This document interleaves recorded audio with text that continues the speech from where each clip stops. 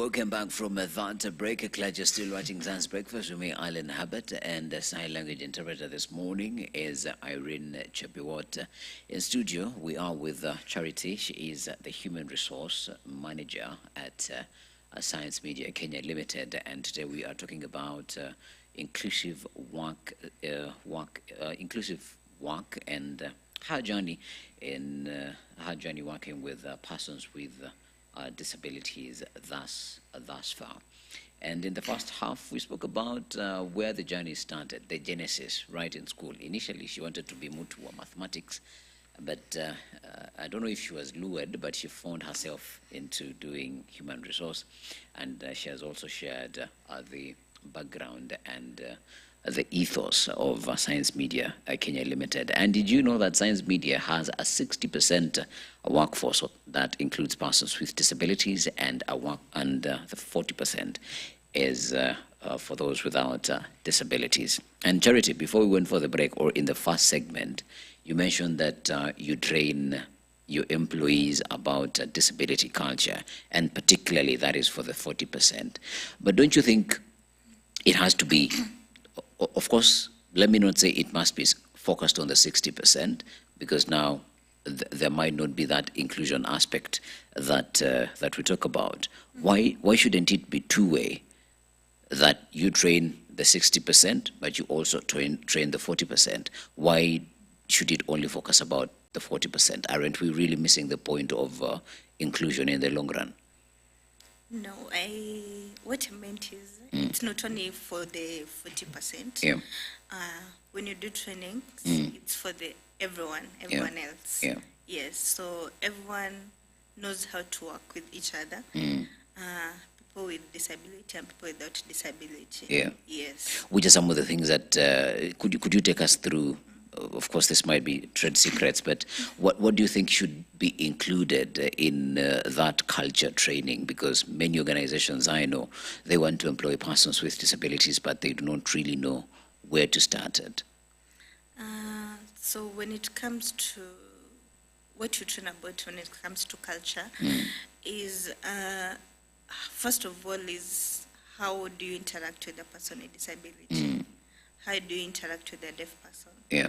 How do you interact with someone who is visually impaired? How do you interact with short stature, person with albinism? Yes. And also it goes to like changing the mindset.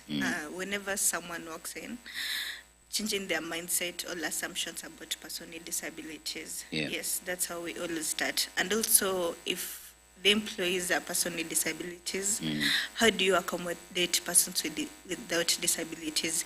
You may find that some maybe have never interacted with a person with disabilities, and they may say something that is you don't Offensive. take well. Yes, offensive as a Or person not with necessarily disabilities. offensive, but blown out of context. Yes. How do you take it? How do you respond to it? Yeah. Yes. Conflict resolution, that is where you've Yes. taken me to.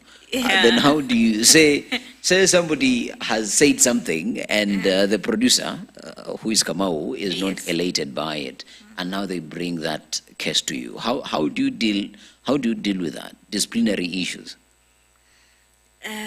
I think it goes to understanding their context. Always follow, the whole disciplinary thing, the investigation, etc.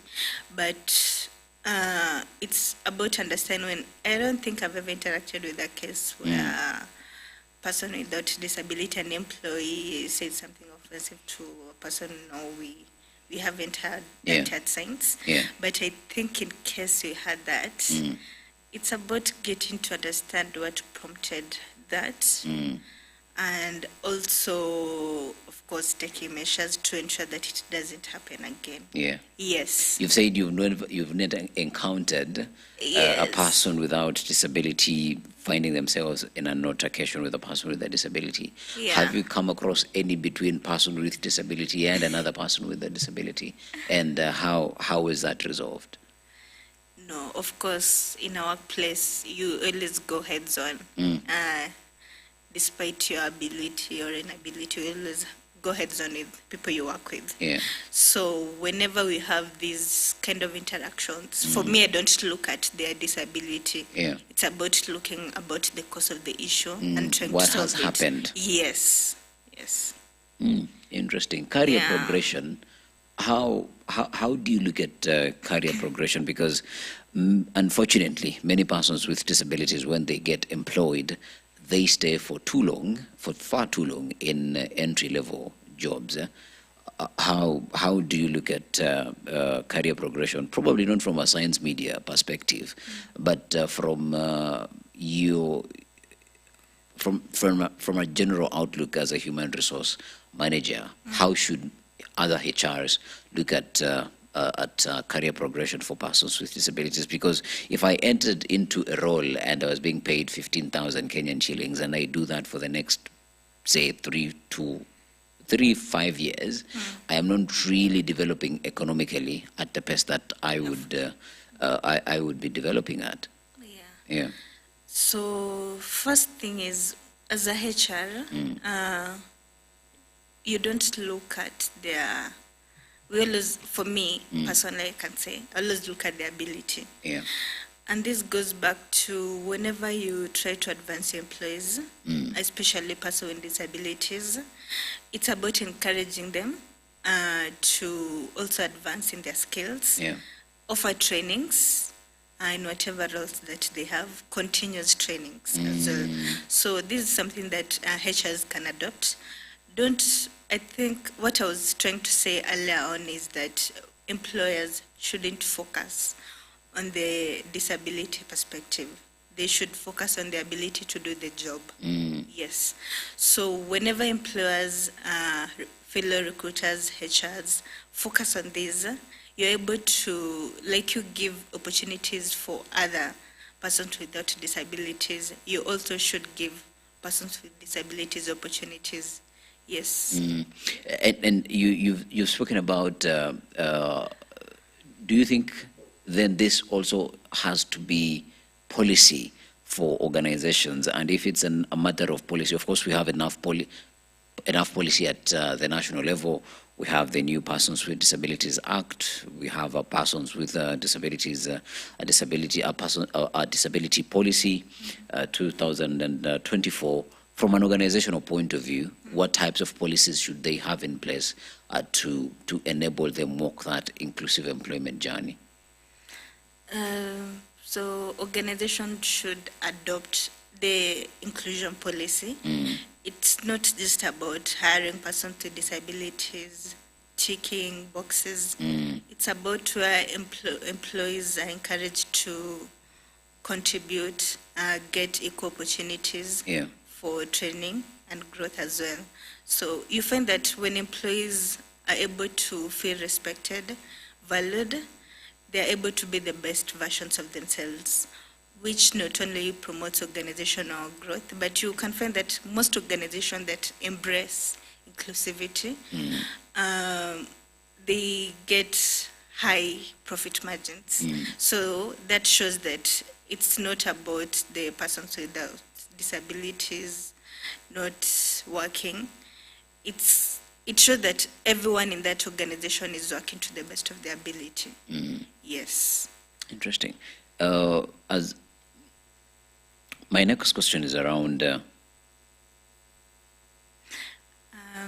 I feel like I wanted to add. You said that what kind of policies should be. Yeah. So, and even probably clauses that they can add in their HR policies to commit to disability inclusion. I think when an organization is trying to embrace inclusion, whenever you should always start from hiring, of course. Always try even to have a person with disabilities in your organization. That shows inclusion. Yeah. Also, inclusion is not only persons with disabilities, of course. It's also about having youth in the organization. When you say youths, when you say youth with responsibility, women in leadership, that's inclusion. Yes. So have this kind of disability inclusion policy. Also have these organizations should adopt having training people to understand the culture culture of persons with disabilities.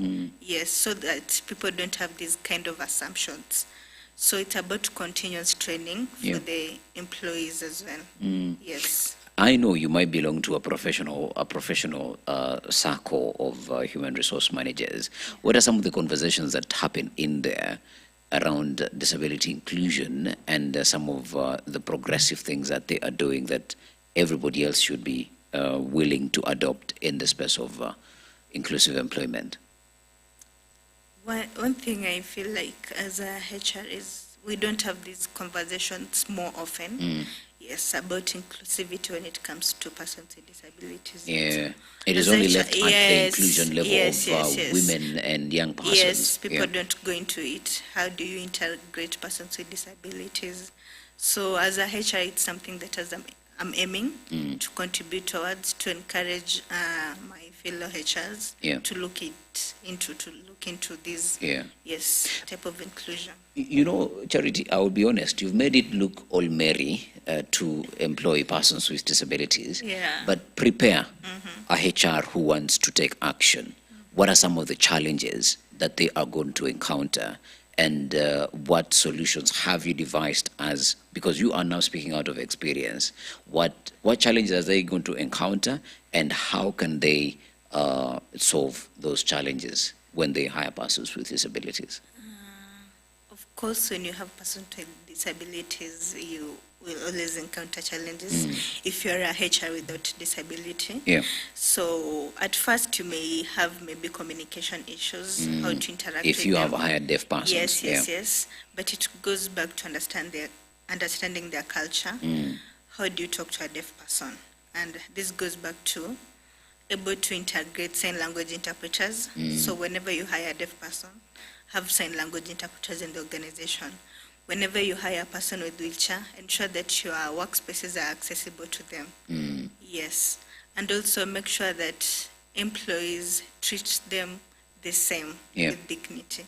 Yes, that's what I can encourage as a HR. Yes. We are winding up our conversation, and we're going to wind it up on a very controversial subject matter that I know you might have also encountered, and it is out there in our community, that persons with disabilities, sometimes they have a sense of entitlement. Whenever they get an opportunity, they say, because I'm a person with a disability, they're not going to be able to fire me. I will perform the way I will perform, but nobody's going to fire me. One, why do you think, out of experience, why do you think, first, we're going to break it down. Why do you think sometimes persons with disabilities might tend, I'm not saying they have it all the time, but might tend to have that sense of entitlement? From my perspective, I think it's about the mindsets, the assumptions that have been made about them. That's how they have interacted. When they interact with persons with disabilities, someone may feel like a sense of trying to go out of their way to be nice to them because of their disability. So I think that's what makes them think that they can get this wherever they go. Yes. So the willingness, let me use the example between you and myself. So your willingness to go the extra mile for me to be able to deliver on my role, then I take that, you will do anything for me to work. So then I decide, wacha tu nikae, yule ataniskuma. Then how do we, how from a HR perspective, how do you now start uprooting those mindsets out of persons with disabilities and understand that they are supposed to be a team player to contribute to the growth of an organization? I think it's about persons with disabilities getting to understand that when it comes to workspaces, they are treated equally as everyone else. So they should be able to change that mindset that they're not like gonna be treated different because of their disability. They are gonna be rated according to their ability to do the job. So that's what we do as well at Science. We don't see your disability. We see how do you do your job. Yes, that's what I follow up on. Yes. despite having that empathy, also know that lazima ufanye kazi. Lazima ufanye kazi kabisa. Yeah. Yes, yes. Have you ever had to fire a person with a disability, and how was that experience? I don't think I've had the experience of firing a person with disability. Yeah. But I feel like when maybe I was an intern, there was a case, Yeah. but I can't go into it. Yeah. We still follow the same disciplinary measures. Yes.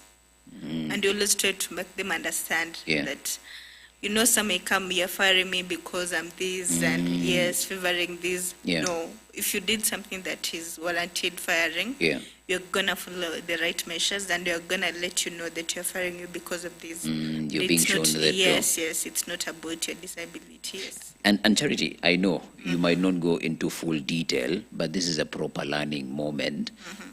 Kindly share with us the process so that an HR who is watching, because sometimes you'd find you have a person with a disability on your team, and indeed they are not producing at the level that they are supposed to produce at.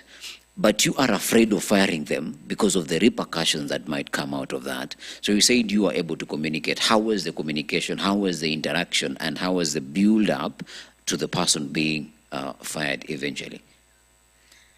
I think it goes back to whenever you have someone in your team underperforming, let's happen to a disability. Like I've said, you treat them like any other person. You don't see their disability. Yes. So it's about just getting to know where they're underperforming, and also doing training for them in case it's about their skills. Yes. Or putting them in a different maybe role because they are not well suited for that role. Yeah. And when you go back to disciplinary etc., let's say, for example, let me use a deaf person. Like I've said, whenever you have a deaf person in your team, also always ensure that you have a sign language interpreter as well on your team, so that whenever you're holding these kind of meetings, they're able to understand what you're trying to say. Yes. Interesting. Your 3 top tips in inclusive employment that you will close the show for us with. So what I can say is that organizations, employers, first thing is that change your assumptions, change your mindset. That's my one thing. Make your workplaces accessible. Yes. And also promote flexibility. Yes. Break down flexibility a little bit further. Let's say I can say in terms of flexibility, whenever you hire a person with disability, get to understand in what way are they able to perform best. Yes. Some may require to work from home because maybe they're undergoing medical issues, etc. We know that everyone can work from home given the COVID pandemic. So always try to understand their perspective, get to know how they can work best. That's in terms of flexibility. How can you communicate to them? How can you guys interact? That is supposed to be, that is the essence of flexibility. Yes. All right. Not unless there is anything else that I haven't asked that you would like to touch base on. No, I think I've covered all bases. Yeah. All right. Thank you very much for making time for us, and I hope I have not overstepped, and I'm not going to find a disciplinary letter in my folder later this month. All right. Thank you very much, Charity, for making time for us, and that has been Charity. She is the human resource here at Science Media Kenya. And this morning we're basically talking about workplace inclusion and inclusive practices. And you, dear human resource manager who is watching, or who is going to watch this, I hope you've been able to learn a thing or two from your colleague, Charity. That's all we've had for you this morning. Let us see you tomorrow. Good morning.